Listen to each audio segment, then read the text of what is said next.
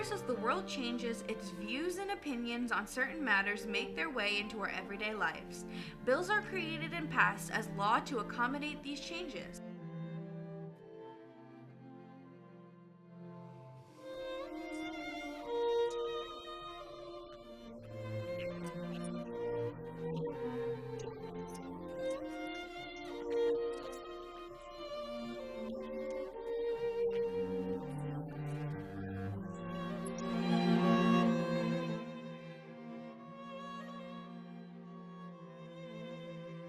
Sometimes, to be heard and to get bills they are in favor of passed and turned to law, members and alliances of the LGBT community hold protests. Though sometimes in the past few decades it took a brutal commission of a hate crime against a member of the LGBT community to push the government into action.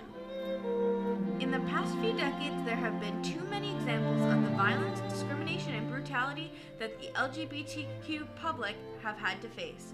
Not only have lesbian, gay, and bisexual people faced difficult, horrible, terrifying times, it is also the transgender community who have faced this as well.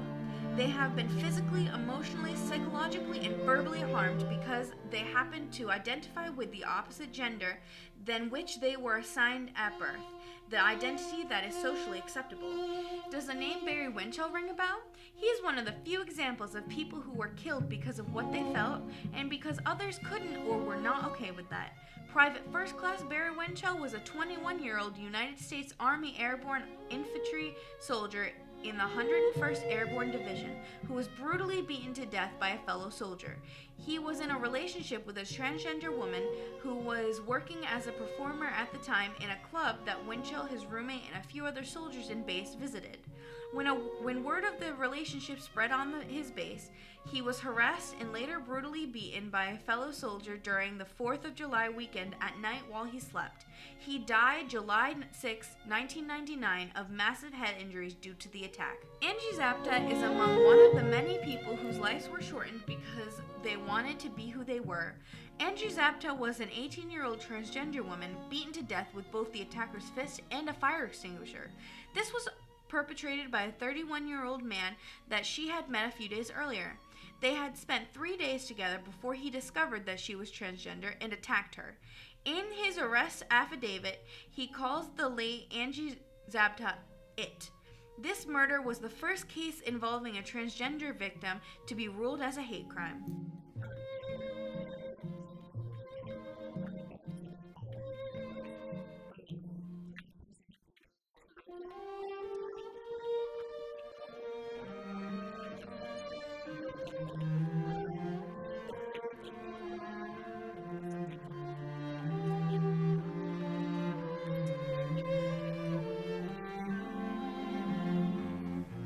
After those events and a few more, the Matthew Shepard and James Bard Jr.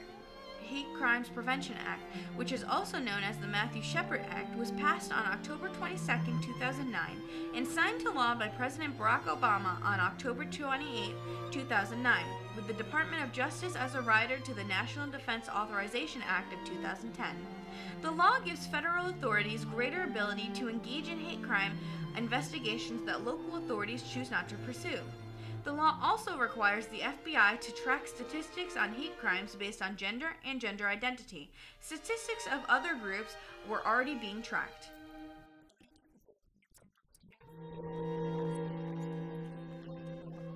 On July 1, 2011, Connecticut Governor Dan Malloy signed to law Public Act 11-55.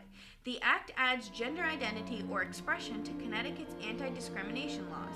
This made Connecticut the 4th state in New England and the 15th state in the U.S. to provide explicit and anti-discrimination protections for transgender people. This act forbids any employer from refusing to hire a person, discharging or discriminating against them, in compensation or in terms, conditions, or privileges of employment because of gender identity or expression. This covers most significant job actions such as hiring, firing, failure to promote, demotion, excessive discipline, harassment, and different treatment of the employee and similarly situated coworkers.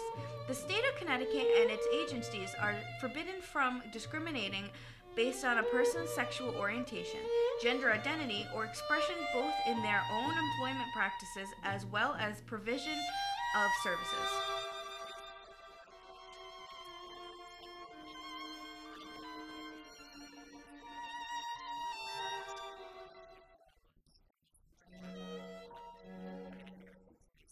The law also prohibits a place of public accommodation, which includes Connecticut public schools, from denying full and equal accommodation or discriminating in any way because of a person's sexual orientation, gender, or gender expression.